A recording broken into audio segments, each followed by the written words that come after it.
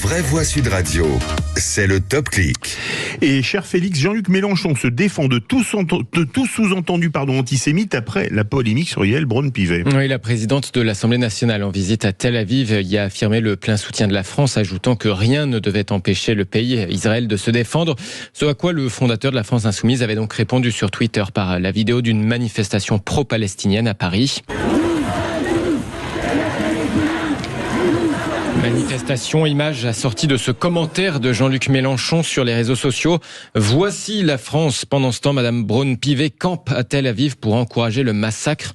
Pas au nom du peuple français. Tweet accusé donc de relent antisémite de par la proximité, notamment entre ce verbe camper et la notion, le mot camp. La première concernée, Yael Braun-Pivet, a fait ce lien notamment ce matin chez nos confrères de France Inter. Connaissant un peu Jean-Luc Mélenchon, je suis convaincue qu'effectivement le mot camper n'a pas été choisi par hasard et que le fait que je favorise les massacres, c'est à nouveau une nouvelle cible qu'on me met dans le dos. Des accusations d'antisémitisme auxquelles Jean-Luc Mélenchon a répondu depuis avec une certaine virulence sur Twitter.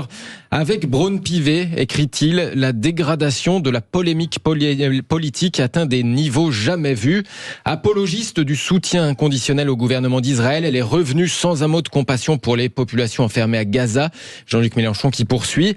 Et maintenant, elle attribue au mot campé un contenu antisémite. Cette absurde police des mots est une pitoyable diversion pour détourner l'attention de sa grave faute politique. Voilà ce qu'écrit le fondateur de la France Insoumise. En tout cas, tout à l'heure, à la tribune de l'Assemblée nationale, c'est la première ministre Elisabeth Borne qui dénonçait, elle aussi, des accusations ignobles contre la présidente de l'Assemblée nationale. Allez, autre sujet en top tendance, Lyon et Clermont. Eh ben oui, après ce match d'hier en Ligue 1, forcément, match très commenté, puisque son résultat 2-1 pour Clermont envoie les Lyonnais au fin fond du classement. La chute est vertigineuse quand on a été à la tête du championnat il y a quelques années de ça. C'est le moins qu'on puisse dire. Et le mois